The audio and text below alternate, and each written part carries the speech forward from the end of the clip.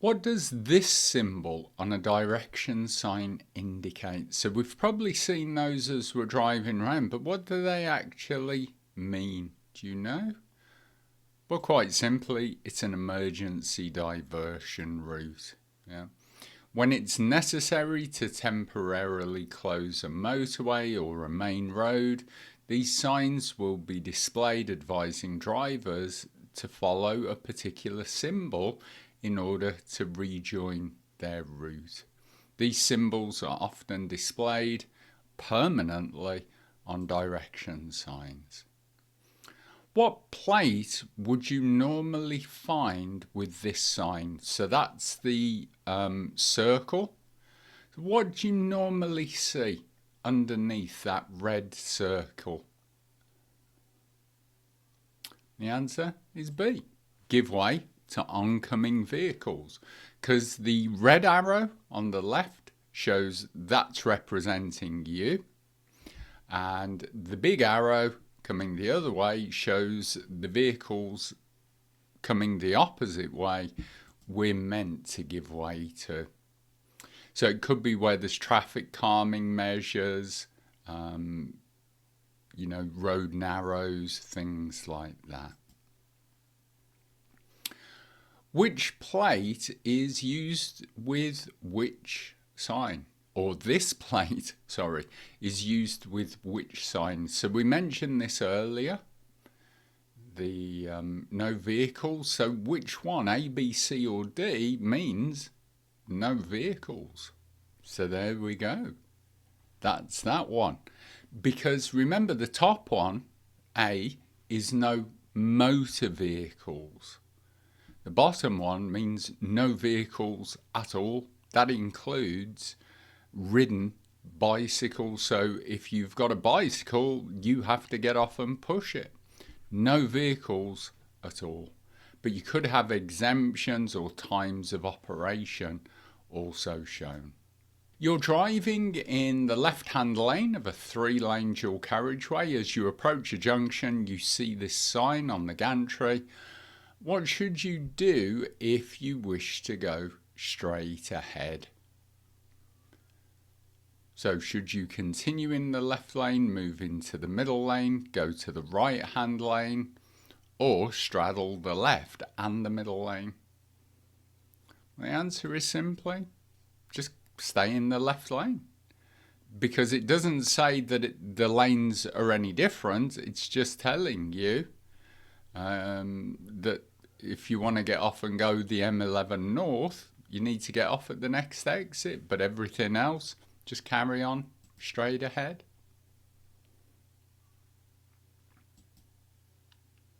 If you saw this sign, what would you tell your pupil?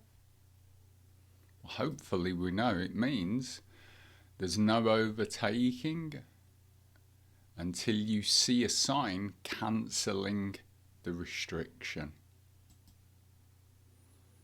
So this sign means it's illegal to overtake. May have a distance plate on there, but normally afterwards you would see an end plate where that prohibition ends. Your pupil asks what the blue patch means on the sign. What's the best reply? What would you say? The road ahead leads to a junction with a motorway, so you can head to Biggleswick, Lambton, the A11 or the M11 by following it ahead. Which sign shows a lane for use by pedal cycles only? Do we know our signs? If not, check out the flashcards on it. Well, that's D. So it's showing that this is the sign, that lane is separated from the others for bicycles only. You're approaching this sign. Which sign are you likely to have just passed? So you're approaching one that says try your brakes. Why will it have said that? Well, it's because will have just gone through a Ford. So just as we've said on the other questions, check your mirror, make sure it's safe, and just try gently pressing the brake, make sure everything's okay. A driver wants to go ahead at a crossroads controlled by a police officer. What recognised arm signal should they give if they want to go straight ahead? So we probably know it's not B or C, but would it be A or D? What would you say? It's D. Straight ahead. Because the highway code says use your left hand held up with the palm facing forward. This is distinguished by the traffic controller and allows them to control the traffic flow efficiently. Because if you're just sitting like in picture A, you might not have seen or know any hand signals, so that doesn't always mean you want to go straight ahead. So by using the picture shown in option D, that lets them know I do want to go straight ahead. You're driving on a motorway, the traffic ahead is braking sharply because of an incident. How can you warn traffic behind you? Well, we know we're allowed to use our hazard lights briefly. So if you're travelling on a motorway or a dual carriageway and you want to warn the traffic behind, we can use our hazard lights, but only briefly, just to let them know, look, there's a hazard coming up. How can you modify your driving to help the environment? Well, as we've mentioned, look and plan further ahead. If you're looking ahead and planning ahead, you're not going to come rearing up to queues of traffic or blind junctions and then hit the brake. You know, you're going to be planning and it's going to turn into what we call a chauffeur drive, like you're being chauffeured around. So we don't want to be doing late braking or harsh acceleration. What should you do when you've driven through a flood? We know, test our brakes. You see a vehicle with a flashing amber beacon. What warning does this give you? An amber beacon. Well, that tells us the vehicle is slow moving. Think of a breakdown truck, an AA van, you know, anything, a lorry with a caravan on the back, you know, the big mobile home types.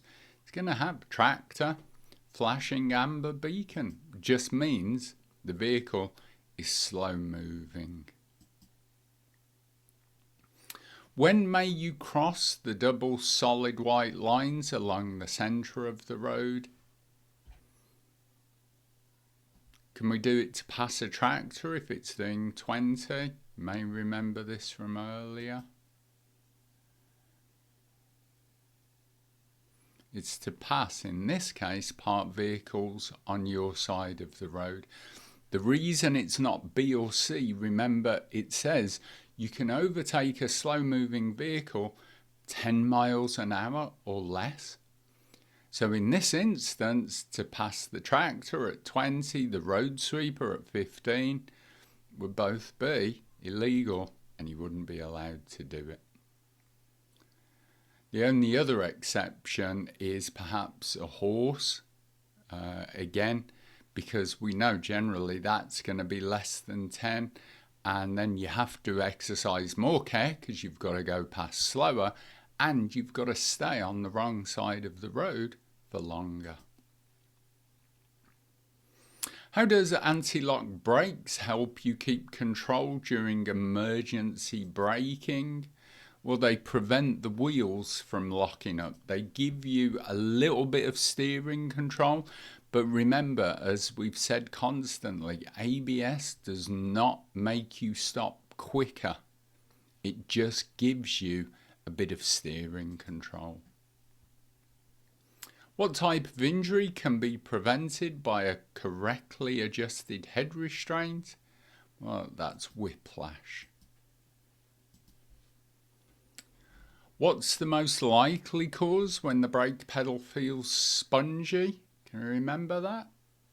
It's air in the hydraulic system, very often because the level may have dropped of fluid in the brakes.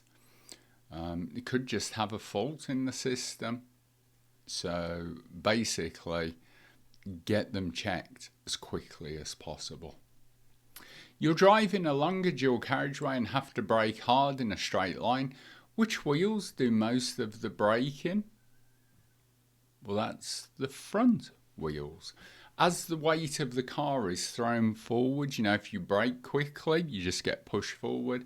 Same with the car. So now the weight of the car is pushed onto the front wheels. The back wheels get lighter, and that's why sometimes it can result in the vehicle skidding if the back wheels aren't adjusted correctly. What should you tell a pupil when teaching them to brake normally? Well, we mentioned this earlier, didn't we? Brake progressively and smoothly. Spread the braking. Don't come up, jam the brake on. Do it progressively, doing it smoothly. Like if they ride a bicycle, they wouldn't come up and just jam the brake on because they'd go over the handlebars. So they'd want to be gently braking, and as they came to a stop on their bicycle, they'd release the brake slightly. Same in the car. You're driving at night. What does it mean if you see a pedestrian wearing reflective clothing and carrying a red light? So what does that mean? Well, that lets us know that you're approaching an organised walk. They should be keeping to the left, but the walker at the back of the group should be showing a red light while the one at the front is showing a white light, just like a vehicle, in other words. You're at a pelican crossing. What does the flashing amber light mean? Well, that means as long as it's safe to, you can go. But you need to be prepared to give way if pedestrians are on the crossing. What liquid should you use to top up your battery? You may not know this one. It's actually distilled water. And the reason for that, the level of electrolyte in the battery may fall. If that happens, you can top it up by using distilled water. A lot of batteries these days may be what's called no maintenance. So in other words, that won't happen, so you don't have to worry. So it's always good to check your battery. Just make sure. What could happen if you put too much oil in your engine? So you overfill it. Well, actually, the oil seals may be damaged. So that creates excessive pressure. So if you did do that, either drain it off yourself or go to a garage, ask them to. What does it mean when you see this line along the centre of the road? Does it mean you may now overtake? Well, it depends what's come before it. It could do. Does it mean oncoming vehicles have priority? No. Does it mean that the national speed limit now applies? No, because we know that's not how that works. So it's between you may now overtake and there's a hazard ahead, but they're not that sneaky.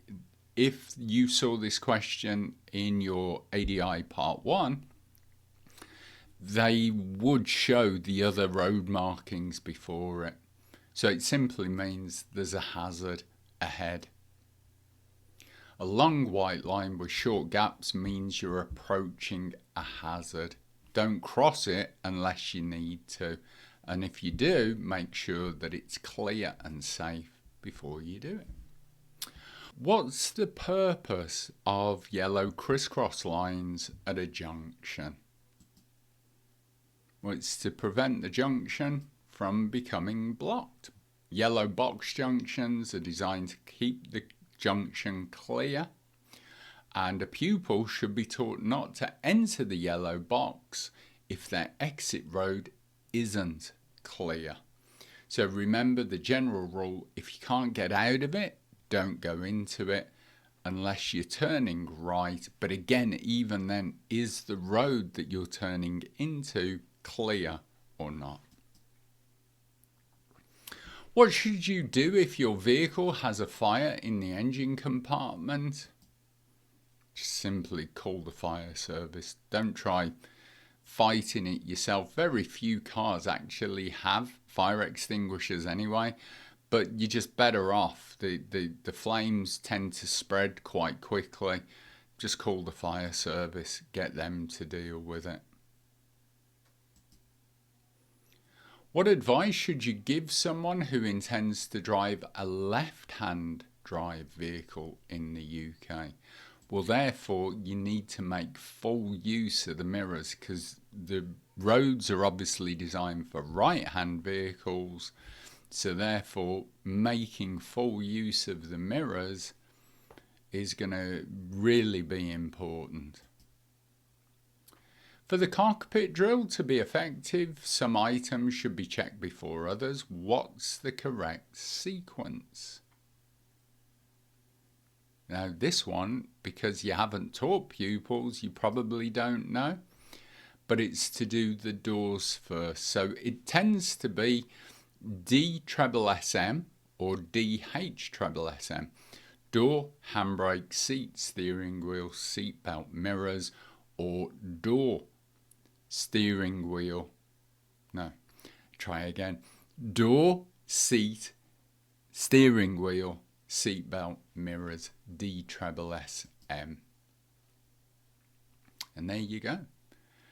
So doors, D, H, handbrake, seat, which includes the head restraint, seat belt, and then mirrors. And then just make sure you're in neutral before you start the car. You're about to reverse into a side road. What should you do if you see a pedestrian who wants to cross behind your car? Simply give way to them. Don't wave them across, because you don't know who's coming and how fast. Let them decide. What's the minimum depth of tread on the tyres of a trailer? Now on a car it's 1.6 millimeters. What is it on a trailer? It's actually the same. You're about to start a journey towing a trailer. What should you do if you notice that a light on your trailer is not working? Well, you need to get that fixed before continuing with your journey.